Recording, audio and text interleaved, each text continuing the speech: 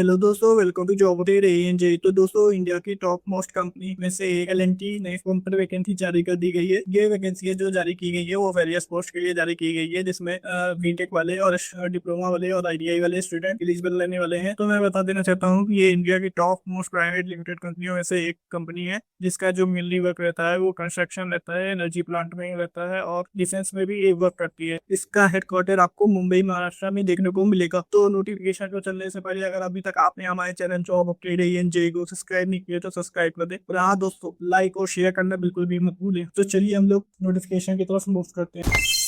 तो चलिए मैं आपके साथ इसके इंपॉर्टेंट पॉइंट्स को डिस्कस कर लेता हूँ। तो आपका जो ऑर्गेनाइजेशन रहने वाला है वो एलएनटी रहने वाला है, जिसकी तरफ से काफी बम्पर वैकेंसी जारी की गई है। चलिए देख लेते हैं कौन कौन सी पोस्टों पर वैकेंसी को जारी किया गया है। तो पोस्ट टाइप की बात कर ले तो आपका जो नंबर 1 की वैकेंसी जारी की गई है वो ग्रेजुएट ट्रेनिंग इंजीनियर की पोस्ट के लिए जारी की गई है, जिसपे काफी बम्पर वैकेंसी जारी की गई है। सेकंड नंबर पे जो वैकेंसी जारी की गई है वो आपकी डिप्लोमा ट्रेनिंग इंजीनियर की पोस्ट के लिए जारी की गई है। थर्ड पोस्ट की बात कर ले तो आपका जो थर्ड पोस्ट पे वैकेंसी को रिलीज किया गया है वो टेक्नीशियन पोस्ट के लिए रिलीज किया गया है। चलिए अब हम लोग पोस्ट वाइज देख लेते हैं उसकी क्वालिफिकेशन क्या रहने वाली है। तो आपका जो ग्रेजुएट ट्रेनिंग इंजीनियर की पोस्ट है उसके लिए आपके पास बीटेक की डिग्री होनी चाहिए। सेकंड नंबर की पोस्ट की बात कर ले तो जो डिप्लोमा इंजीनियरिंग ट्रेनिंग की पोस्ट है उसके लिए आपके पास डिप्लोमा सर्टिफिकेट और डिप्लोमा की मार्कशीट होना जरूरी है। थर्ड नंबर पोस्ट की बात कर ले तो टेक्नीशियन की पोस्ट के लिए आपके पास आईटीआई का सर्टिफिकेट होना जरूरी है। एज लिमिट की बात कर ले तो जनरली जो सारे कंपनियों में एज लिमिट मांगी जाती है वही एज लिमिट यहाँ भी मांगी गई है। तो आपकी जो एज लिमिट रहने वाली है वो 18 से 30 ईयर होनी चाहिए। सिलेक्शन प्रोसेस की हम लोग बात कर लेते हैं। तो सिलेक्शन प्रोसेस आपका 3 स्टेप में कंप्लीट होगा। इसमें सबसे पहले आपका रिटन एग्जाम या तो ऑनलाइन एग्जाम होगा। सेकंड स्टेप पे आपका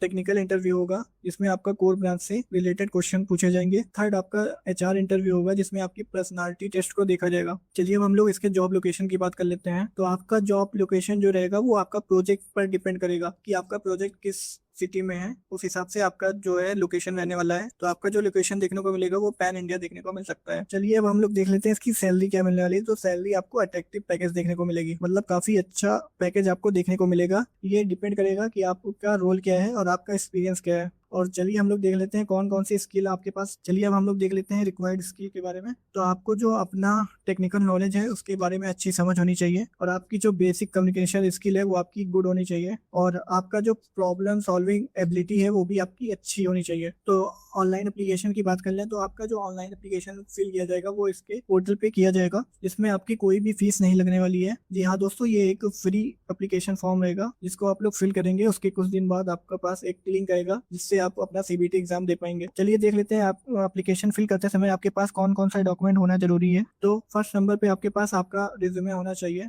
और सेकंड नंबर पे आपके पास आपका सर्टिफिकेट या मार्कशीट होना जरूरी है। जैसे कि आपने बीटेक किया होगा तो बीटेक में आपका बीटेक की डिग्री और बीटेक का सर्टिफिकेट आपका होना चाहिए, और अगर आपने डिप्लोमा किया है तो डिप्लोमा का सर्टिफिकेट और उसकी मार्कशीट होनी जरूरी है, और अगर आपने आईटीआई किया है तो आपके पास आईटीआई का सर्टिफिकेट होना चाहिए रिस्पेक्टिव ट्रेड। और इसमें आपका 2 आईडी प्रूफ मांगा जा सकता है, आपका पैन कार्ड भी इसमें मांगा जा सकता है और आपके आधार कार्ड को भी मांगा जा सकता है।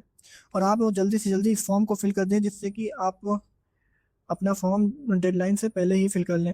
और फॉर्म फिल करने के बाद आप अपना कोर सब्जेक्ट को और अच्छे तरह से रिवाइज कर लें, जिससे कि आप आने वाले सीबीटी एग्जाम में अपना बेस्ट परफॉर्मेंस देके अपनी जॉब को सिक्योर कर लें। अपने कोर सब्जेक्ट के अलावा आपको एप्टीट्यूड और रीजनिंग को भी आपको तैयार करना होगा, क्योंकि इसमें जो है टेक्निकल और नॉन टेक्निकल दोनों तरह के क्वेश्चन मिला के यानी मिक्स तरीके से आते हैं। इसमें कोई सेक्शन नहीं होता, इसमें सारे क्वेश्चन मिक्स आते हैं। तो अगर अभी तक आपने हमारे यूट्यूब चैनल जॉब अपडेट एएनजे को सब्सक्राइब नहीं किया तो सब्सक्राइब कर लें, और हाँ दोस्तों, लाइक एंड शेयर करना बिल्कुल भी मत भूलें, जिससे कि आने वाले सभी जॉब इन्फॉर्मेशन, चाहे वो गवर्नमेंट हो या वो प्राइवेट हो, वो आपको देखने को सबसे पहले मिले। Thank you.